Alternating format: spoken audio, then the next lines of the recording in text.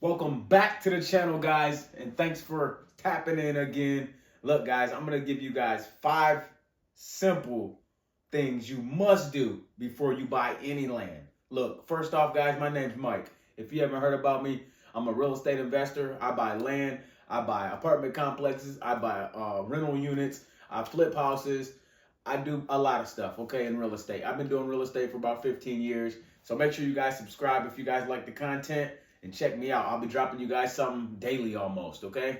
Look, the top 5 things you guys are going to want to do before you even think about buying land. Number 1, we're going to hop right into it. The first thing you must do no matter what, and that's walk the property. Before you do anything else, make sure you walk the property.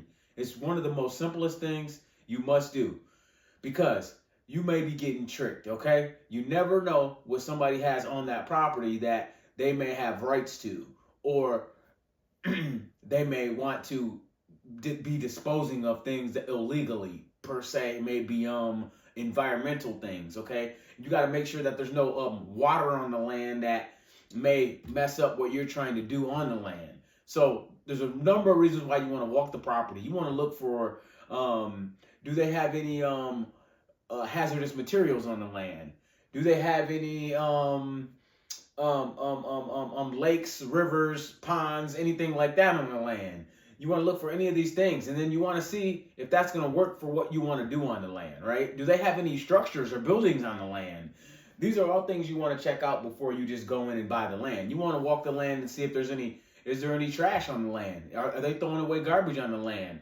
Have they buried anything on the land? Is there a burial ground there on the land, right? There could be a number of things on this land. And if you just take the time to just walk the property, sometimes you can see this stuff. Sometimes it'll just be right out in front of you. And you can ask the seller these questions and you'll be able to move forward accordingly. See, it just all depends on what you want to do with the land and what you're looking for. So number 1, you want to make sure you walk that property. No matter what, walk the property, okay? Make sure you want to know if there's any trails, roads, or anything like that. Okay, and this is going to bring us into number 2, okay? Number 2, you want to make sure you get the property surveyed. A survey is going to let you know exactly where your property lies at, opposed to or next to another property. They're going to bring out these stakes, and they're going to survey the property and let you know exactly where your property lines are at. Because you don't want your property to be over on somebody else's property, or you may be getting less land than what you actually think you're going to get. You want to make sure you're actually getting the land that you're paying for, and it's in the exact location that you want the land to be in, okay? That's going to be very important to make sure you get the land surveyed, okay? The survey is also going to help you with the exact amount of land that you're going to be having, okay? And so that you agreed upon with the seller, all right? This is going to bring us to number 3. You're going to want to make sure, if you want to build on the property, you want to make sure that the property is a buildable property, okay? Because sometimes they have property called wetlands.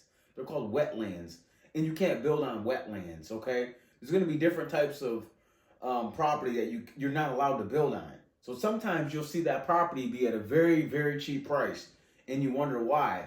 Well, it's because the property is not even buildable, okay? Maybe it's just going to be for hunting or something like that, because that's why it's got such a cheap price on it. So you want to be very careful with what you're buying and paying attention to if the property is even buildable, if that's what you're looking to do with it. If you're just looking to go hunting on the property, well, you might just be fine.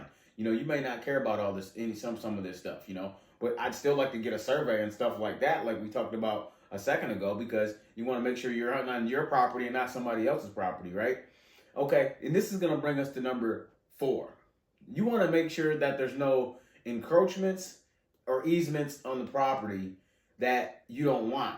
Because an easement is like, if somebody needs to get to their property, your property may be in the way, and they have an easement to get through there. So they may be able to build a driveway, or they may be able to just go through your property every day, and you might not want that. If you don't care about an easement, then, that may be fine. And that may be something that they'll look at throughout the survey process. But this is something that you need to know of so you don't get screwed on a piece of land.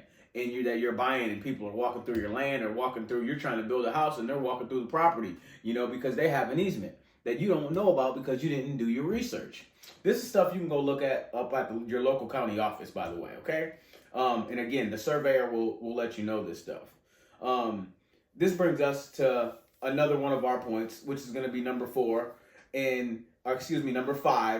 And our final point is going to be to make sure that you can actually dig a hole for a well. You're going to need water. You need aqua, right? So if you're going to need water on that property, you need to make sure that there's no rock, stone, or anything down below so that you can dig for water. And it's going to cost you a certain different amount of money depending on what's in the way when you dig for that water. When you go below and you try to dig out your well, okay? Even if you even can dig out a well, right? Because again, this may be unusable land. You don't know. But these are things you need to verify and check before you buy the property to make sure that you can dig a well. If you're looking to build, make sure you can even dig the well, okay? Make sure you can even dig for a septic tank, okay? And how much is it going to cost? Because these costs will creep up, and they will just keep hitting you with more costs. It might cost you, $3,000, $4,000, $5,000 to dig for a well. Who knows? It just depends on how deep it is, how deep they got to go, how much rock they got to go through. Depends on your location, on where you live at, and a number of other things, okay? So these are the things you want to check before you just go and buy land. These are very important things, steps that I had to take before I just went out and purchased land. I got land in a number of different locations, but I always make sure that the land is buildable. So if I want to build on the land in the future, I can build on the land. It makes it more valuable when I want to go resell the land one day, right? Everybody always wants to keep everything for 100 million years, but at the end of the day, you got to think about resale value as well. You could also be flipping land or something, right? But these are the steps you want to go through before you just go out and buy land. These costs can creep up on you, and these are things that can actually kill a deal for you. If you buy the land and you don't even own the mineral rights, let's say, you got a problem there, So you got to think about stuff like this before you just go out and buy land. These are a couple of steps. These are 5 great tips for you guys to do before you buy the land. Some due diligence, if you will, we'll call it, before you just go out and go start buying land. So these are the tips and some of the things that I've done personally before I went out and just bought land. I made sure I went through these 5 steps to make sure that the property was good enough to go for me. Okay. Now, again, it all depends on the use of the property and what you want to do with it. You might just want to buy the land and sit it there and just say, because you say you bought some land. I know people do it with real estate every day. It's unbelievable.